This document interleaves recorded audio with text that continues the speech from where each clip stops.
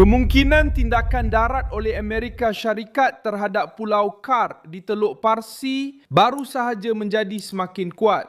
Kerajaan Donald Trump sedang menilai untuk menduduki atau menyekat pulau itu bagi memberi tekanan kepada Iran supaya membuka semula Selat Hormuz sepenuhnya. Sehingga hari Khamis, 26 Mac 2026, belum ada arahan rasmi untuk pencerobohan yang disahkan. Tetapi pergerakan tentera dan nada dari Washington telah meletakkan rantau itu dalam keadaan berjaga-jaga maksimum.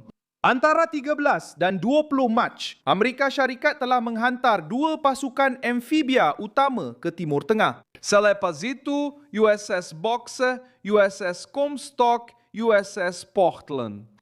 Secara praktikal, ini menghantar 2 unit tindak balas segera ke arah Teluk dengan kira-kira 5,000 marin dan ribuan kelasi yang bersedia untuk bertindak jika mereka menerima arahan. Penguatan tidak terhenti di laut. Associated Press melaporkan bahawa sekurang-kurangnya 1,000 askar juga sedang dipersiapkan untuk dihantar ke Timur Tengah. Ini penting kerana ia menunjukkan perubahan skala yang jelas. Senario ini bukan lagi sekadar maritim, tetapi kini secara konkret mempunyai pilihan darat yang semakin nyata. Pulau Kark menjadi tumpuan dalam krisis ini kerana ia bukan pulau biasa. Ia terletak kira-kira 26 km dari pantai Iran dan berfungsi sebagai titik utama penghantaran minyak negara itu. Menurut Reuters, Kark menyumbang kira-kira 90% daripada ekspor minyak Iran. Walaupun selepas serangan Amerika pada 14 Mac terhadap sasaran tentera di pulau itu, ekspor masih berjalan seperti biasa. Di situlah terletaknya inti masalahnya. Apabila Washington melihat Kark, mereka tidak hanya melihat sasaran tentera tetapi juga sumber kewangan rejim Iran.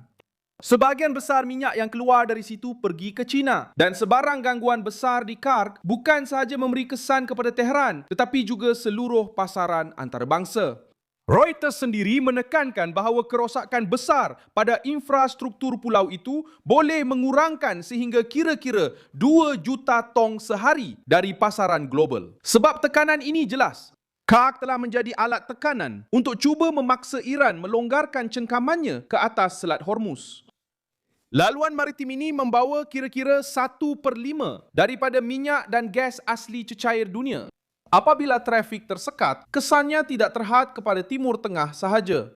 Ia memberi kesan kepada harga tenaga, penghantaran, baja, makanan dan turut menjejaskan negara-negara yang sangat jauh dari peperangan.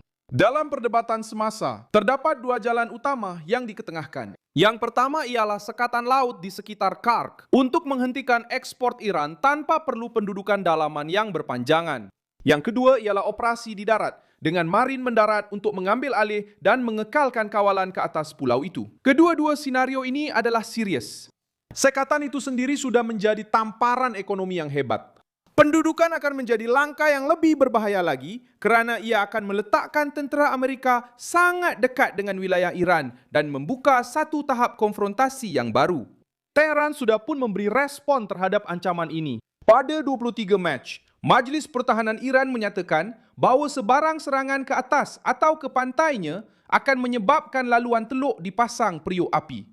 Dalam erti kata lain, jika Kark diserang atau diduduki, Iran berjanji akan memperluaskan kekacauan di laut.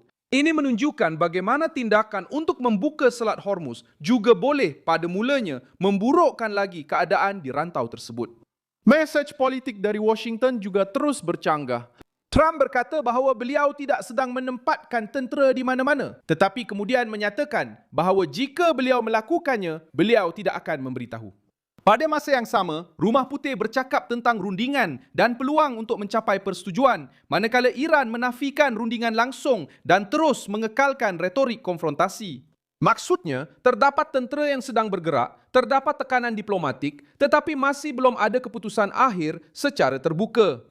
Jadi, apa yang sedang berlaku sebenarnya mudah untuk difahami. Amerika Syarikat sedang memperkuat kehadiran tenteranya dengan cepat dan sedang mempertimbangkan untuk menyerang titik paling sensitif dalam ekonomi Iran. Mereka yang berada di tengah-tengah perkara ini ialah Trump, Pentagon, Marine yang dihantar dari Pasifik dan rejim Teheran.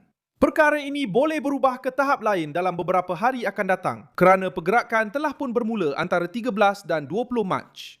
Perkara yang menentukan pada saat ini ialah dunia masih belum melihat pencerobohan yang disahkan, tetapi sudah melihat tanda-tanda sebenar persiapan untuk satu pertembungan yang jauh lebih besar.